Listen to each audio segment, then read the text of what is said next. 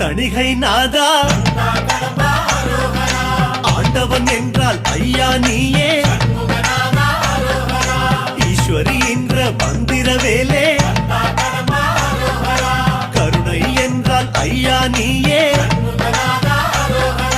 கரிமுகனுடன் வர தரிசனம் தருவோய் காரியம் யாவிலும் ஜயமே தருவாய் தம்பி சபரீசன் விரும்பும் சீலா